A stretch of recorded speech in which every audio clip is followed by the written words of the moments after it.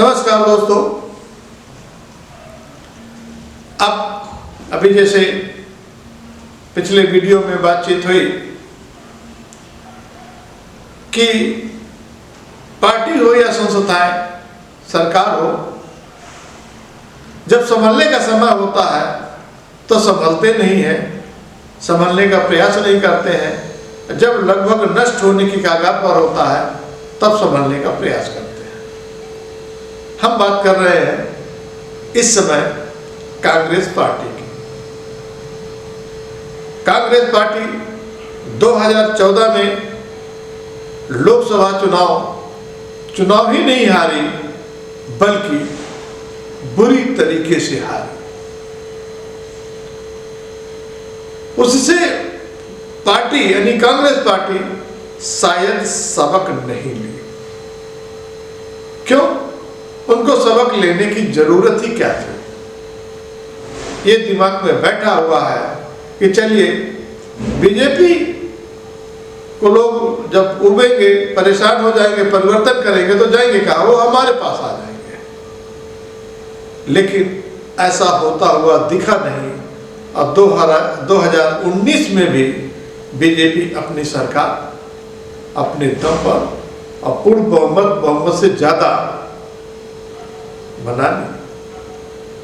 और उस समय फिर सरकार धीरे धीरे करके हर एक पार्टी को, क्षेत्रीय दल हो चाहे राष्ट्रीय पार्टी कांग्रेस हो, उनको कितना कमजोर किया जाए पूरा भरसक प्रयास किया। और वो नहीं है कि सरकार इसमें दोषी है, दोषी स्वतः वो पार्टी यानी कांग्रेस है, क्योंकि वो संभलने का प्रयास ही नहीं किया। अपने पार्टी की स्थिति को कैसे सुधारा जाए इसका कोई जतन ही नहीं किया। नतीजा धीरे धीरे करके 2024 का लोकसभा चुनाव आया, उस समय शायद कांग्रेस को थोड़ा लगा कि नहीं, अब हालात बदतर हो जा रहे हैं। तब एक इंडिया अलायंस का गठन हुआ और जो बीजेपी सरकार को जो 400 पार का नारा लगा रहे थे, शायद उस पर अंकुश लगा पाने में कामयाब रहे, यानी 240 में समेट लिए। तो वहां पर उन्होंने प्रयास किया तो उसका फल मिला।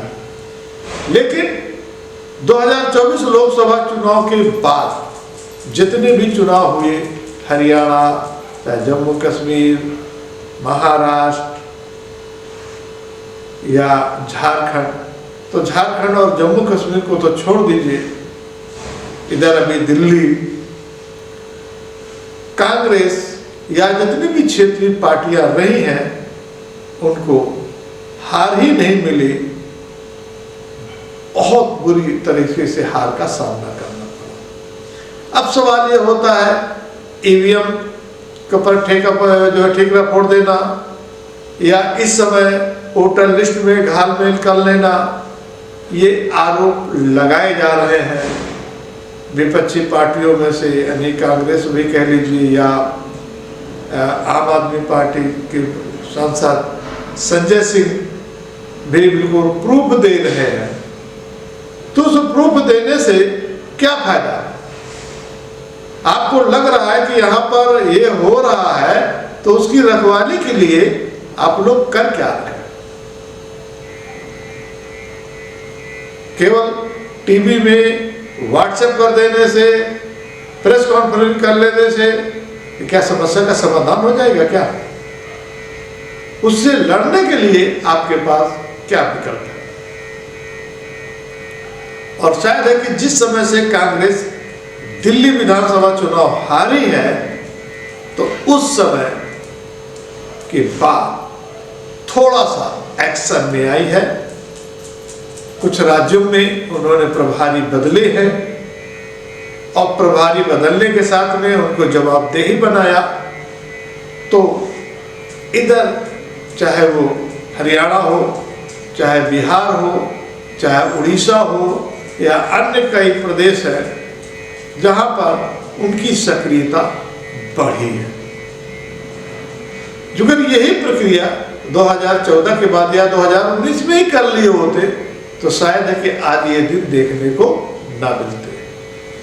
अब कहीं ना कहीं सरकार, बीजेपी सरकार जो उस समय 300 350 के जब उनका बहुमत था, उतना अग्रेसिव काम नहीं कर रही थी जितना इस समय 240 के आंकड़े में, यानी उनकी सरकार भले ही बैसाखी में हो लेकिन बड़े ही फुल, बड़े ही एक्टिव मोड में वो काम कर रहे हैं।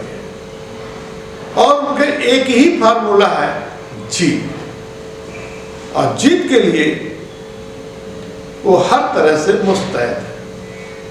तो उनका मुकाबला करने के लिए इंडिया गठबंधन या कांग्रेस के पास विकल्प भी तो होना चाहिए।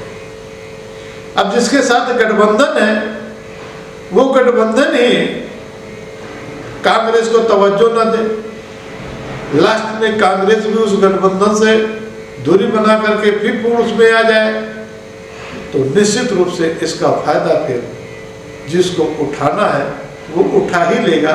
लाख आप प्रयास करते रहिए, लाख आरोप लगाते रहिए, लेकिन ये आपकी अपनी कमी ही दर्शाती है। अभी बिहार के चुनाव होने हैं, बिहार के बाद महाराष्ट्र में पश्चिम बंगाल के चुनाव होने हैं, फिर उत्तर प्रदेश के भी चुनाव होने हैं। कई राज्यों में अभी लगातार चुनाव ही चल रहा है, हर वर्ष चुनाव होना है। वहां पर बीजेपी से मुकाबले के लिए कोई ना कोई तो रणनीति होनी चाहिए। लेकिन ये ईगो आकर के नहीं, क्षेत्रीय दलीय मान लें हम इतनी सीटों पर लड़ेंगे, यहाँ पर कांग्रेस का कोई वर्चस्व नहीं है, हम इतनी ही सीट देंगे, और कांग्रेस भी मान ले कि हम नहीं इतने में नहीं इतने में लड़ेंगे, तो निश्चित रूप से फिर वो गठबंधन किस बात का गठबंधन, जब हमको आपस में ही सामंजस्य नहीं है। तो उससे लड़ने के लिए कोई ठोस रणनीति बनानी ही पड़ती है। तो शायद है कि अब देखिए कांग्रेस धीरे धीरे करके अब एक्शन मोड में आई है। यह एक्शन मोड कितने दिनों तक चलता है, किस तरह से वो सामना करती है, आने वाले जहाँ पे विधानसभा चुनाव है उसको किस प्रकार से फेस करने में सक्षम होती है, ये वक्त बताएगा। लेकिन एक्शन तो है, ये एक्शन बराबर बना रहे तो निश्चित रूप से एक लड़ाई की उसमें आ जाएगी फेसिंग में कि हार लड़ने की कगार पर। हार जीत तो लगी रहती है, लेकिन कम से कम इतनी हालत बदली न हो जैसा कि महाराष्ट्र में हुआ है, जैसा कि हरियाणा में हुआ है। तो बिहार में, उत्तर प्रदेश में, पश्चिम बंगाल में तो मान के चलिए कि वहाँ पर तो कांग्रेस का कोई वजूद नहीं, और ममता बनर्जी वहाँ पर कांग्रेस को घास भी नहीं डालेगी।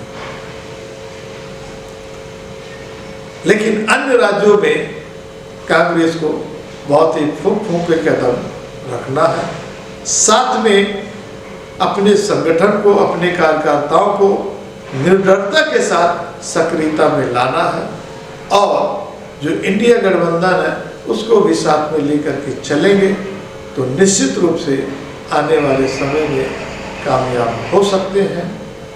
नहीं तो बीजेपी के आगे जो मोदी जी और अमित शाह के उनकी रणनीति के आगे फिर किसी की चलने वाली नहीं है। इन्हीं बातों के साथ अपने शब्दों को विराम देते हैं। जय हिंद, जय भारत।